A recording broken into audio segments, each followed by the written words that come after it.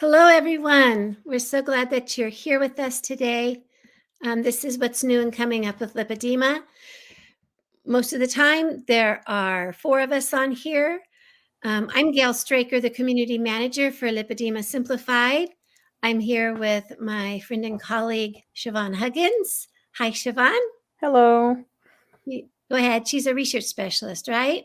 Yeah, I'm the research specialist with the Lipedema Project, and I do a bunch of different stuff. She does. And not only does she do a bunch of stuff, she giggles through the whole thing. I love you talk to her. She kind of gives us a little giggle. We usually have Leslyn Keith, Dr. Leslyn Keith. She's the director of research for Lipedema Project, and she's also a consultant for Lipedema Simplified.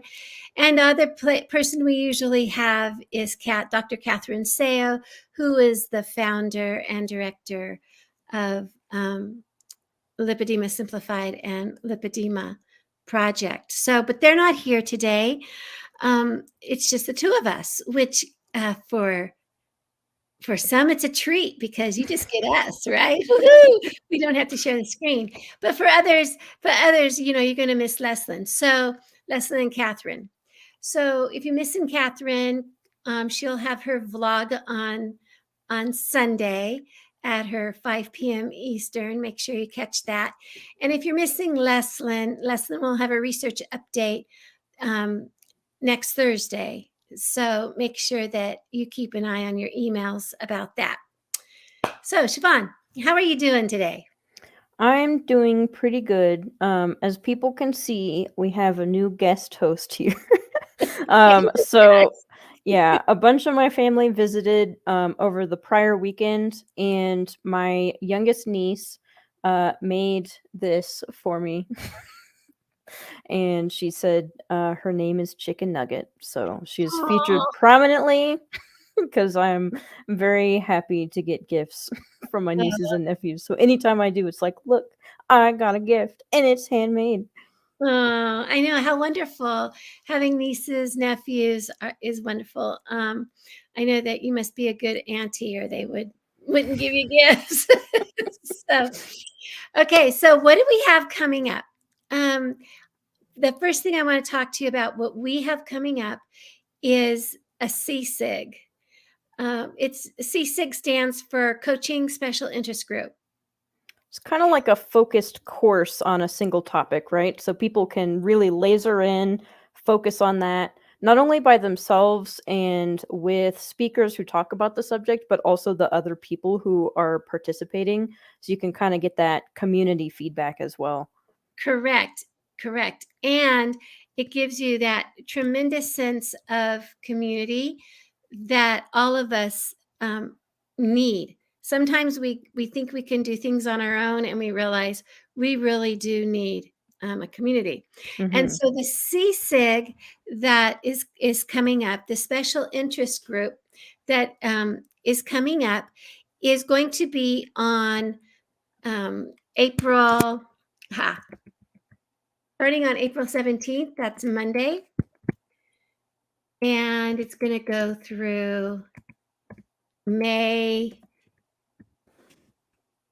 12th, which is a Friday. So it's going to be, and I'm just putting this in so you can see that. Got to do that. So our special interest groups starts on Monday. And the wonderful thing about Catherine Seo is she loves to give little prizes and little incentive bonuses. And so what she decided to do was give a fast action bonus of $100 off the price. Now, this price is normally $297. And if you sign up the rest of the weekend, you can get our course for, I have to get to the right spot. You can get the course for $100 off. So it's only $197. Now, what does that $197 get you? It gets you 4 content sessions, 90 minutes long on Monday evenings, 4 Mondays in a row. It gives you access to Leslyn, Keith, and me, Gail Straker, and Catherine Seo, and Adie McKenzie, who's a CLT, and Brian Hayward, who is a CBD specialist, and everything we have to offer you. And so that would happen on Mondays. And then it gives you a second meeting of the week that we call a coaching session. And that coaching session gives you really close Q&A time. You check in. What have you done with what we've been teaching? How can we help you develop better with it? All those things. And so Mondays would be the content area, and then Fridays will be the coaching session. So it gives you 8 sessions with us, 90-minute sessions. And so we have several people who take these courses. And so at this time, there's only 5 spaces left. So that's why we're extending the fast action bonus. I put the link in the comments for you, and we would love to see you at that. But there's only Yeah, 5 and spaces left. yeah, only 5 spaces left, and it's worth mentioning that this may be especially helpful for people who attended the event because there were a lot of people there who were new or trying to focus more on their own self-care and living well with lipedema. And it's good with the 3-day event to kind of get access to all this information, but this is another opportunity to really slow down and start slowly working through it and see some actions that you can actually take so it's not so overwhelming and you have other people to work with and things like that. Right. And so the title of our CSIG, our interest group, is called Living Well with Lipedema.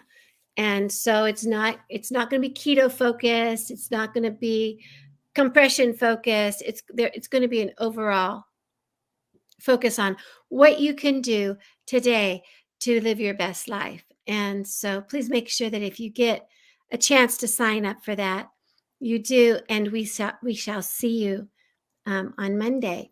Now, I was noticing, Siobhan, because I'm going to change the subject. I was noticing that we have a message for you. It says, Siobhan, I follow Dr. Ken Berry and asked a question about carnivore diet for lipedema, and he mentioned you. Yeah, okay. Oh, Ken. Yeah, so if you want to put the question in the chat, we can discuss it a bit today as well. But it's definitely a individual thing. A while ago, like last year, I think, we had done a 90-day carnivore for lipedema trial for a bunch of people who were interested. And a lot of people did find it helpful for reducing symptoms and kind of appetite regulation, sometimes weight loss, things like that, feeling better overall. And there were a couple people in there at the same time who were like, really not getting benefit from this, or I actually felt better on omnivorous keto. So overall, it seems like the trend is that it can be helpful for symptoms, but some people are already doing really well with just keto. And so they may not get additional benefit or they may not enjoy it as much, things like that. But I always like to discuss it as an option because, like, for me, it's probably been the biggest thing in terms of symptom improvement and pain reduction and reduction in bruising, reduction in swelling, along with the other physical components like MLD and stuff like that. So if you still have that specific question in mind, just put it in the chat and we'll see if we have any answers. And speaking of that, Siobhan, I'm on a challenge of my own, and so I've been mostly carnivore for a few years, and I say mostly because I have that that ability to say, okay, today I'm eating nuts. Mhm. I'm eating, so mostly carnivore. And I read a book. I'm not going to tell you what book it is today because I've just started the challenge. And in the book, the person gave some hacks on, because I'm on how to keep like glucose level, how to keep insulin level, and things like that.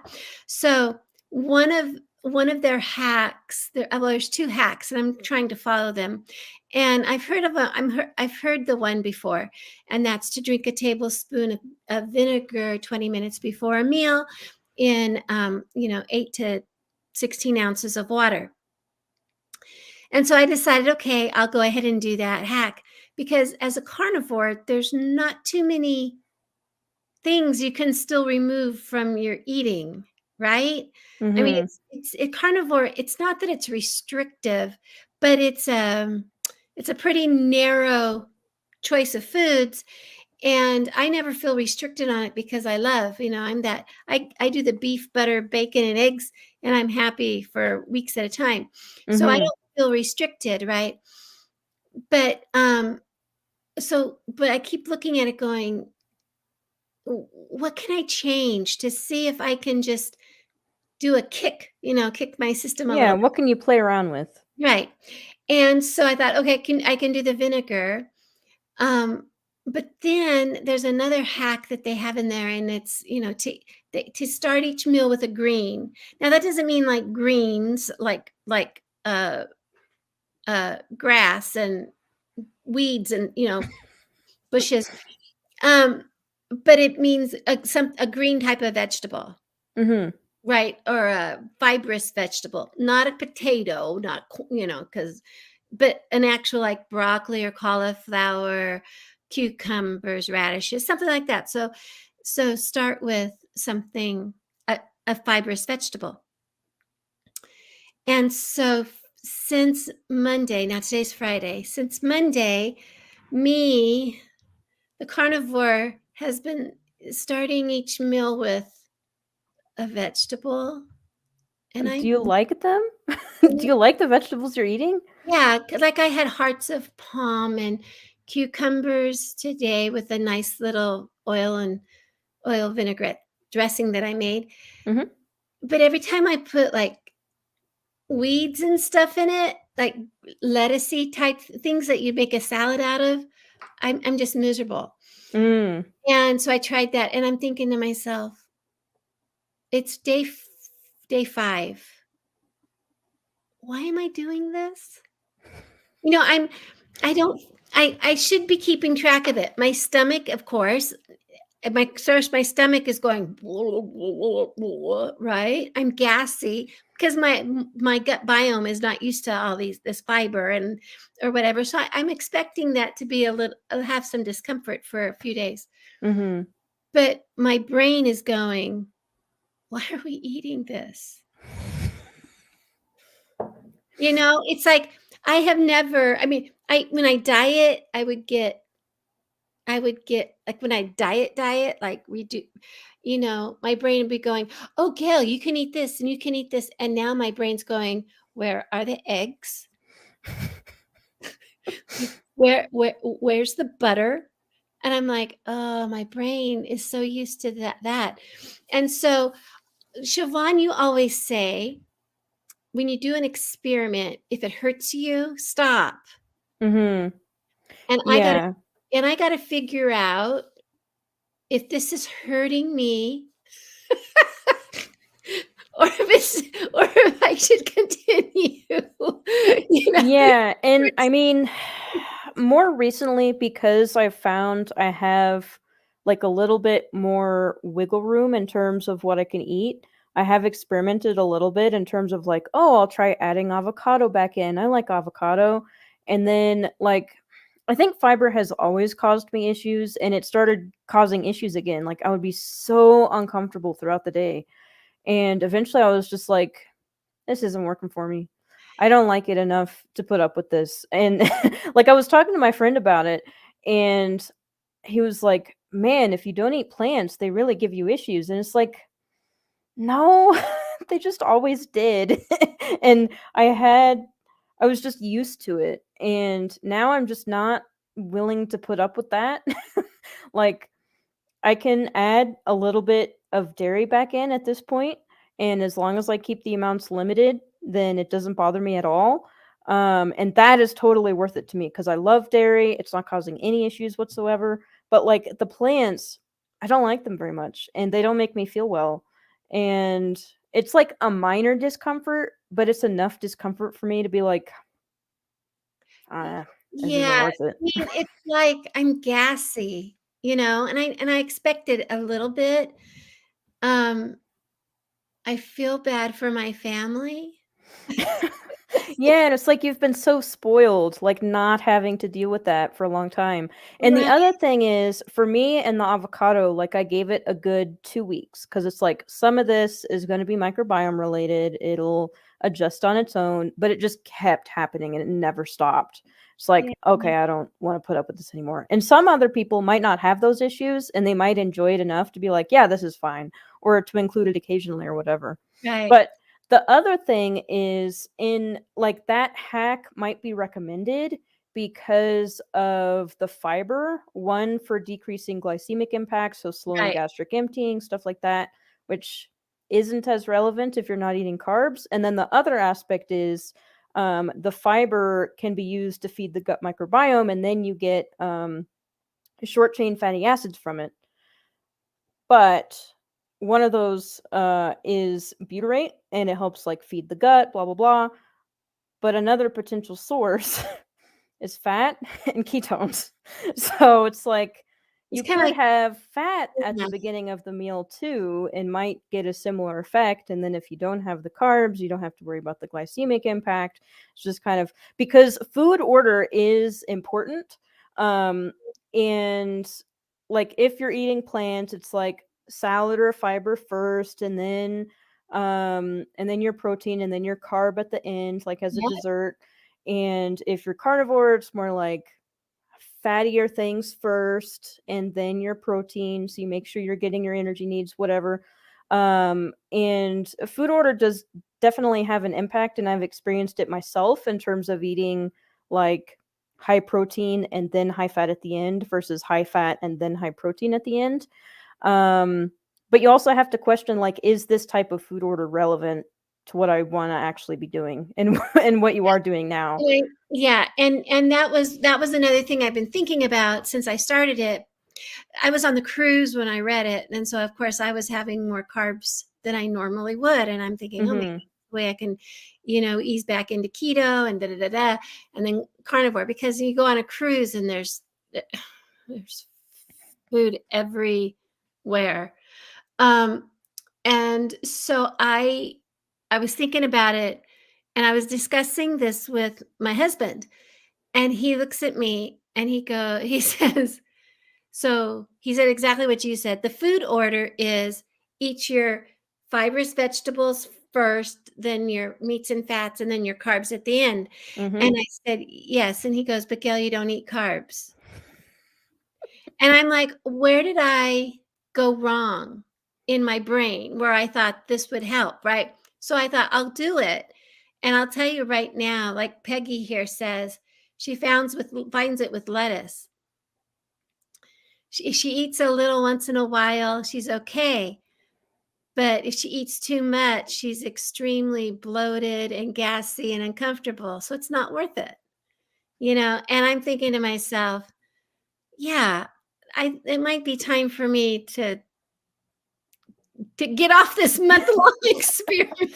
Yeah, and like you gave it a good try, right? And you evaluated and coming to the conclusion this really isn't benefiting me is a valid conclusion. And you could have tried this experiment and at the end of the 5 days you were like, "Oh, I think this is actually doing something for me. I'm enjoying Right, my meals or it's more satiating or whatever it was." And you just don't know until you try.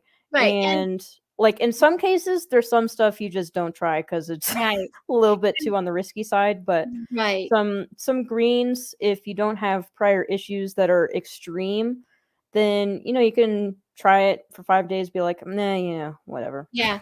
And one of the things I was watching is my ankles.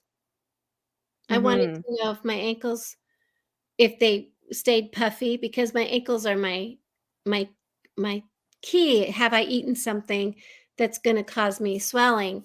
And my ankles have been good, even on the cruise were good. So they didn't swell up on me. And I'm thinking, okay, so maybe, I could do this just to lower the insulin a little bit. Because we know that most of us with lipedema are insulin resistant. We know, those sorts of things. And that insulin is key to health, our insulin levels. And so with that, I thought, oh, I'll try this experiment. I think I'm done. And I know that each one of us has to eat the way we need to eat because we all Mhm. have food sensitivities. Um, so with that, Siobhan, what else do you want to talk about today? So real quick, the question about carnivore, Gamester TJ had said, my main concern is inflammation. I think that carnivore might be best for me. It's worth trying. Like, the worst thing that happens is you try carnivore for, say, like a month or 2 months or something, and you find it doesn't really benefit you, and then you try something else. Like, the thing with lipedema and a lot of conditions that are impacted by nutrition and things like that is sometimes you just have to experiment. And if there are other people who are saying, hey, this is really helpful for me, et cetera, then that can be a sign for you to decide to give it a try. And then sometimes it's going to work out and sometimes it won't. Um, and How's then, yeah. I was gonna say, and it's not just with foods, but it's with conservative treatments. Yeah, compression, MLD, dry brushing, like all of this stuff. And even things like meditation and body positivity and like body image, like all of this stuff. There are some tactics, like even if the thing you're targeting is important, like body image, there are some ways of doing that that are just not going to work for you. And there are other things that will be really helpful. And so you just have to give them a try and then kind of check in with yourself and then say, this did work, this didn't work, or it kind of worked, but maybe I need to tweak some things. And then in terms of one other thing, I was talking to Ruth Gaw, Yeah. who is also a lipedema lady, and we were talking about fashion, and she mentioned that Old Navy has a pair of compression leggings that are very, very soft, and actually have a good amount of compression. So they're the high-waisted power press leggings from Old Navy. So I just ordered some, and then I'll report back Oh, good. because yeah, I like to try different compression. One thing I've actually been doing lately is I have the CZ Salis cellulite leggings, so they don't have the texture on them. They don't have a lot of texture. And then I'll layer my Bioflect or CZ Salis lipedema aimed leggings on top, so I'm not getting that direct skin contact with the grooves. But because I have heard other people layering compression, and usually it's like a class 1 plus class 1 or class 1 plus class 2. I don't really need that high level of compression, so just the cellulite as like a 0.5 plus the class 1 actually works really well, and it's really comfortable, which means I'm doing it more often. Oh, good. So I'm hoping this will be another option. Yeah, it's we all have to do those things because I know some people will wear a biking short and other people will wear knee high or thigh high with a biking short, and so we all have to Mhm. find out what we need. Um, And the yeah. fun thing with these, the reason she brought them up, is because we were at the event, and I believe it was Lisa who was talking about wearing bright colors and feeling more comfortable with doing that. And Ruth mentioned these because they're hot pink, like eye-searingly pink. So it'll be nice to have another fun pair of compression, even if they're not super compressive. I find I just don't Mhm. need as much compression anymore, which is also good, and it gives me a little bit more flexibility. And then Julie Stewart said, Power Press leggings have been out of stock on larger sizes. What do you think of Power Soft? So I haven't tried any of the other Old Navy compression. This is my first pair. Usually I buy from like secondhand stores and clearance tracks. So this was a splurge. Yeah, I'm glad you splurged on yourself. Diane Stadler says that she signed up for the group that starts on Monday, and she wanted to know if it's going to be all about keto. No, it's not going to be all about keto. We will have a nutritionist on one day. toward the end, but other than that, it's going to be about all the other types of things that we do to make sure that we're living well. And then what was well, I saw another one in here. Wanting to know about what you do to eat the carnivore way. I can tell you to be a carnivore, it basically means eat Animal products. animal-based products. And so, you the stuff you like. If you love beef, eat beef. If you like a fatty cut, eat a fatty cut. If so you eat what you want to eat off of the list of animal sourced products. And some people really like to have they like to play with fat, and so they might eat suet, or they might eat Browned butter ghee is browned buttered ghee, which I make a treat. And then other people, like me, I love butter and I love that. But Siobhan has an amazing recipe for pickled pork fat. Yes, and it's not like dill pickles. It's like I call it like a Christmas brine because it's like cinnamon, clove, ginger, that type with apple cider vinegar. So it's more of an applesauce flavor. Um, and then also some people do just fine with like just eating, burger patties, and that's what they like. Burger patties and bacon, and they don't really care for all the other stuff.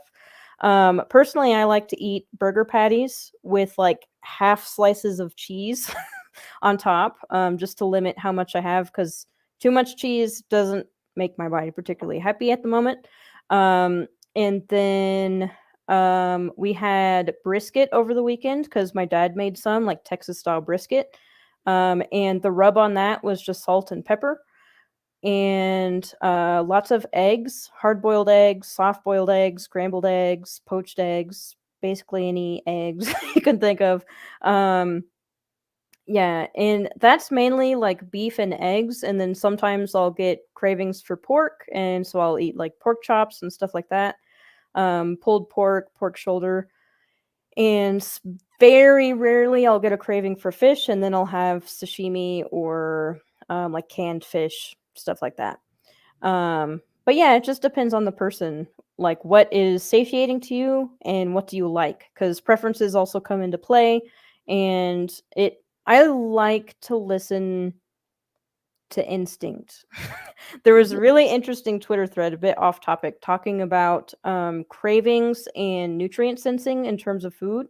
And there's some stuff to suggest that people may develop this catalog in their head of where to get certain nutrients based off of previous experience. And so if I get cravings for things, then I'll just eat them. And usually it's just like big craving for eggs, or one time it was oysters or whatever. That's Yeah. what I've never craved, is the oysters. So we have another question, and this might be something that we talk about. Siobhan, you're a young woman. I'm an old one. So we have been on our feet for different lengths of time, but I can't find comfortable shoes. Do you know where I can look? BJD, thank you for this comment. And it would really depend on the style or the purpose of the shoe. There is a brand of sneaker that I wear, and it's called Altra, Altra, and they have an extraordinarily wide toe box, but the heel isn't so wide that it slops up and down on my feet. The problem with these shoes for some of us with lipedema is they go up fairly high and tuck in at the ankle. And if you have ankle cuffs, that might be an extremely difficult thing for you to wear. But I have found that they have a drop heel, they have a wide toe, so and a nice arch, and so you're at a zero drop. And it was very helpful for me with my plantar fasciitis. Now, other people live in Crocs, because they have a very definite ankle cuff. If so, they live in Crocs, or they look for very low shoes. But those would be casual shoes. For a dressier shoe, a work shoe, I have zero idea. So if the audience knows where you can find nice. Oh, I do have an idea. Oh, sorry. Because I have to go to contest, and so I had to get a pair of Mary Janes, and Mm. they're called Alegrias, and they're cute. They're expensive. They were $120, and I've never spent $120 on a pair of shoes for contest before. But they have the same thing. They have the low heel. They have the wide toe box. They actually look like a dress shoe stuck on top of a black sneaker bottom, right? I mean, they're pretty clunky, but I wore a size 12, so they're going to be pretty clunky anyways. But so they're called Alegria, just like it sounds, Alegria. So, but I found them, and all you have to do online is you put in what type of shoe you want. Like if you want, I needed a black Mary Jane, so I just put in um, wide toe box, Black Mary Jane. Google's amazing. Showed right up. I had all these options. Um, Yeah, for me, I have no idea what most of my shoe brands are. They're mostly things I bought like on clearance. Again, I don't look at the brand. And I don't often have issues finding comfortable shoes. It's really going to depend on a lot on what is uncomfortable. Like, is it rubbing on your ankle? Is it the arch that's the issue? Is it the toe? Do you need like a wide pair, like a wide size? Um, Before keto, I needed wide sizes, but after I went keto, I shrank 2 shoe sizes. So then I didn't anymore. And currently I mostly wear like hiking boots, which are Timberlands. And I just swap the sole out for a more supportive one. And then I have a pair of leather flats I got from a local store here, and they're just flats, like they're slip-ons. And I also swapped out the soles on those. Um, yeah, and then for like heels, I usually get like open backed ones so they don't have an ankle part. They're just like slip-ons. And I like the chunkier heel because I can run in them, like sprinting across conference areas. And that's usually where I wear the heels. I don't really wear them that often. I do like them because they make me feel more confident about my legs, I think. But I just don't have much occasion to wear them because I live in Boulder and I walk everywhere, and I'm not gonna walk miles in heels. right, So right. And it's Niru said that it was shocking or interesting that your feet shrank doing keto. my My hands also shrank. My I so I have this one, which originally my dad got me for like my 16th birthday, and it was on my ring finger, but now it's too big. So I got this one a size down and intended to put it on my ring finger. I got this earlier in the year. Um, and I actually need to go 2 ring sizes down. So I went from a 9 to a 7, apparently. So I shrank 2 shoe sizes and 2 ring sizes. I don't know why that is. I assume it was because I had swelling in my feet, I guess. I don't know. Probably. I remember, so I wear a size 11 and a half, 12. And I remember the first time after I was keto for about a year. And I thought my shoes are getting too big for me. And I wear sneakers a lot. And I realized that it was because they were getting too wide. And Mhm. that my foot wasn't staying back, it was like my feet were shifting. And so that surprised me. The thing is, if I wear a dress shoe, um, I get miserable. And so I don't know how dress shoes would even fit me anymore, because I can't wear them. I have to wear particular style wide toe box shoes, but I Mhm. better. So, let's see. Yeah, and that's the interesting part is the feet shrinking was not only surprising to me because I remember I told my doctor about it at the time. I started seeing him after I went keto and I was like, "Yeah, I went keto, like I lost a bunch of weight and my shoe size went down by 2." And he was like, "What?" Yeah, It's like, "Yeah, I don't know. yeah, You it's tell me why that happened." you used to take up a lot more space inside those shoes. Mhm. So, before we get going, is there anything else we need to talk about, Siobhan? Let's see. So Sharon said, I started late today, so I don't know if you were discussing a particular subject. We're just chit-chatting, honestly. I'm interested in your description of the pain you experience with lipedema. So I think it varies a lot person by person. And it can also vary a lot depending on context. So before keto, I had a lot more pain, like in my arms especially. I remember it being really bad where someone just lightly grabbing my arm, it would be like a sharp pain. Like it felt like someone had walloped me in the arm even though they had not done anything like that. um and also leg aching, and then I also had joint pain, which might have been related to my gait at the time, like how I was holding myself and walking, because my lymphatic therapist pointed out it was in the lower back and then on my right side in the knee, and then I also had elbow pain, which may be something else. And it seems to be muscle related, so probably just how I was holding myself. So there's all sorts of pain that can come with lipedema. Nowadays, at most, like on Carnivore, it's like some aching in my legs, though I haven't really been getting that much either. And I think the aching in my legs is mostly related to swelling. Um, and I haven't been swelling as much, so I haven't been getting the aching as much. And then pressure sensitivity as well. So, like grabbing and putting pressure in areas where I have lipedema would cause this like dull, lingering ache as well.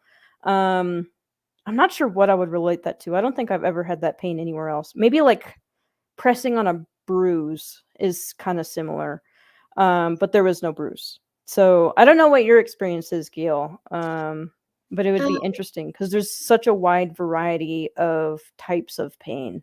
right. Um, Before I went keto,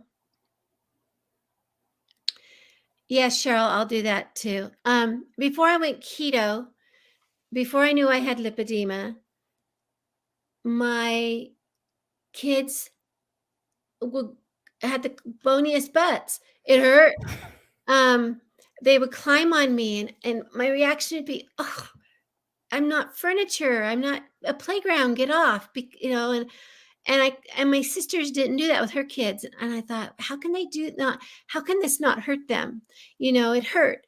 So it was like it was that pressure point.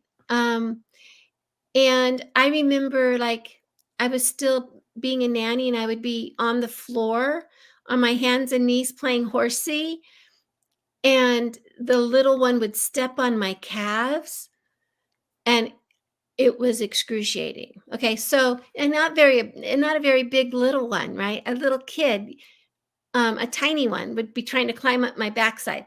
So those sorts of things that hurt. But then there was another feeling, and it was the feeling of extreme heaviness, like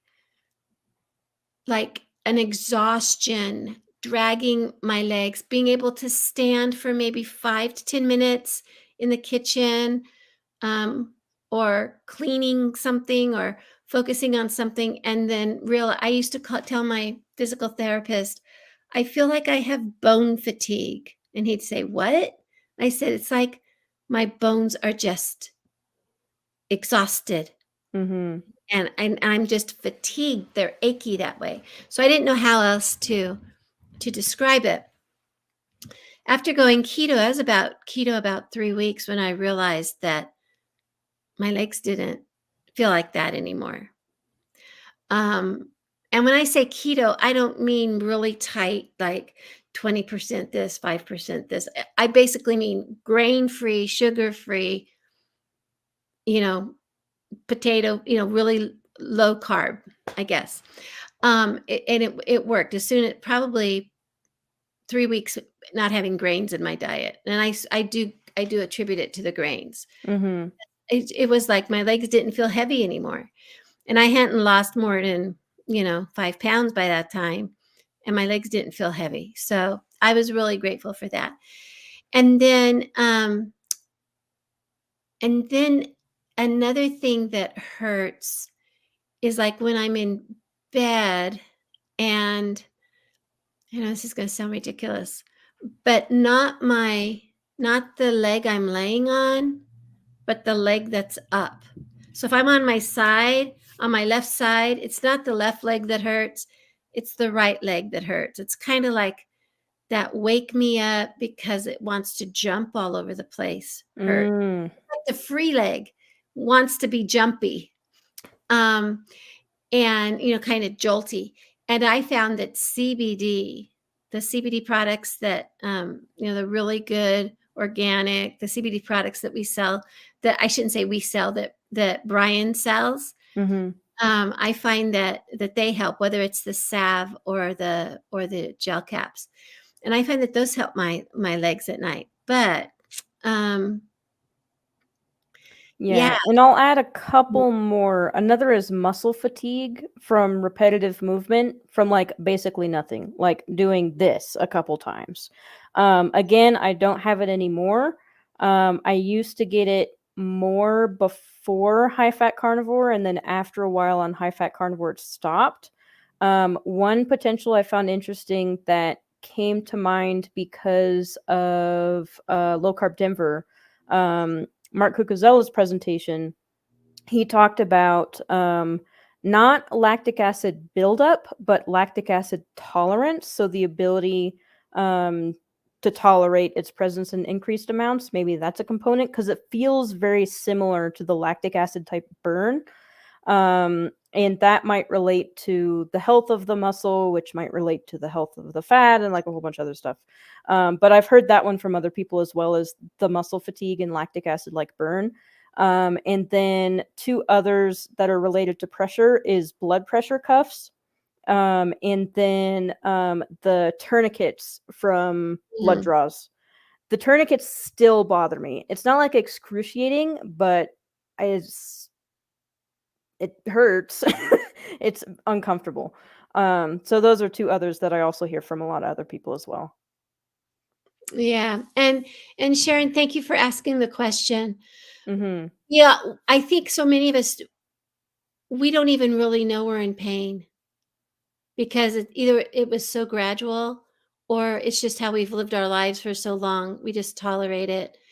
Um, Yeah, and, like, for me, the arm pain and aching and stuff like that, I didn't become as aware of it until after I was diagnosed. Like, it happened, but I didn't acknowledge it because I thought it was something that everybody experienced, and it was only when I started talking about it and talking to other people with lipedema about it that, 1, I realized it wasn't normal, like, it wasn't something that everybody experiences, and for 2, that it was probably related to lipedema. So, it's yeah, helpful to, like, discuss real world examples of the pain and the symptoms and what those symptoms feel like and look like and all of that, because once we start doing that, other people start listening and being like, "Oh, wait, you mean right. everybody doesn't experience that?" I know. And so many of our doctors, we tell them, uh, our legs hurt. And what do they tell us?